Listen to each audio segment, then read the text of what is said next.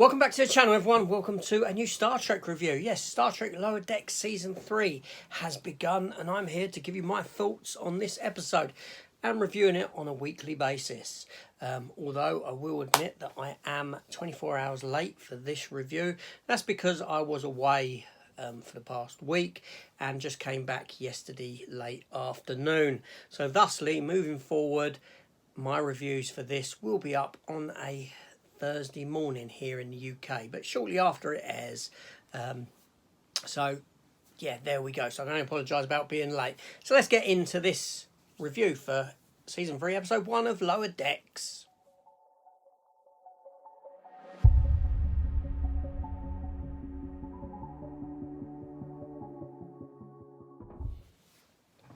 Okay, yeah, so if you're new to the channel, then welcome over.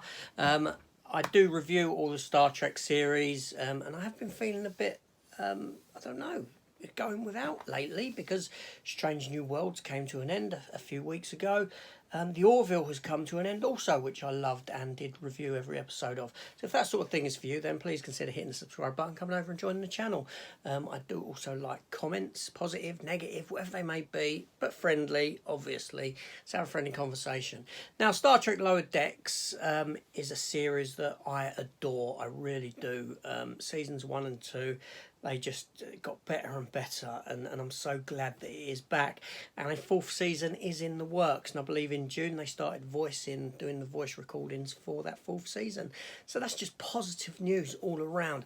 As an animated series, I can imagine that this series is shunned by a few people, but that's their loss, isn't it, really? So this episode here, episode 1 of season 3, this episode is entitled Grounded, and this sees the crew of the USS Saratov on a sort of shore leave, for want of a better term. Basically, the USS Cerritos itself is in dry dock after the events of the end of last season. Captain Freeman has been taken and arrested by Starfleet, and she's on trial for the events of what happened at the end of that last season, season 2. So here we find her daughter, Beckett Mariner, along with her friends, Boimler, Trendy and Rutherford, and they have to go on this journey to try and free and prove the innocence of their captain. We meet up with Boimler, and he's working in a grapevine yard, and it's done in such a way that possibly it could have been Patrick Stewart there, but it's not. And a little bit of fun is had with this scenario. The women there are coming on to Boimler covered in grape juice and all this sort of thing, and he's not seeing it as that, as what they're cutting. Yeah, just very funny scenery. Now, the problem with trying to review this series is that a lot of humour is lost in translation. So I can explain to you a funny scene. It just doesn't seem funny when I'm conveying it. I don't really enjoy reviewing comedy, to be honest. But there we go. I will try and do my best with this. So the crew of this ship, these 4 lower ranking officers, they attempt to steal the USS Cerritos because there's stuff on board that could prove the innocence of their captain, and in doing so, in stealing the ship, they enter this swarm of space creatures, luminescent space creatures that are passing by Earth, that attach themselves to the ship and use it as a breeding ground. Now, this is a fantastic episode. It really is. What I love about this series is that this series is like a love letter to Star Trek, and it knows what it's doing. The humour's all in place, and there's little nods to the original series and Next Generation. Cisco's bar in this one. I love the bit when the Star Trek First Contact stuff in this episode, when they went to the theme park where that Zefram Cochrane's ship first took off, and you had the bar that only played the one song, if you remember, in Star Trek First Contact, and people riding Zefram Cochrane's ship, and they're dressed there, they got their little hats on, their little Zefram Cochrane hats.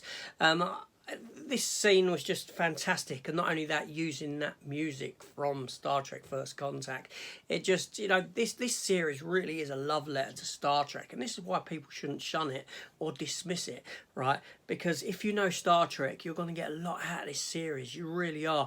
It's just a fantastically well written, animated Star Trek show that pokes fun in such a loving way at all the series, and it truly is a fantastic piece of work. Characters in this, there's stuff to love about all the characters. They're all funny, they've got fantastic moments, they've got all the little quirky behaviours that they have. I mean, for me, I think Boimler is my favourite character within the series, voiced by Jack Quaid, who's you know, making a name for himself in the new Scream film, also in The Boys, son of Dennis Quaid, obviously, but it's just so well done, and to get James Cromwell in to voice Zefram Cochrane again, fantastic, just brilliant. I'm gonna have to watch the episode again. I just love it. There's so many jokes to pick from, so many little nods to Star Trek. I mean, a lot of them probably go over my head anyway.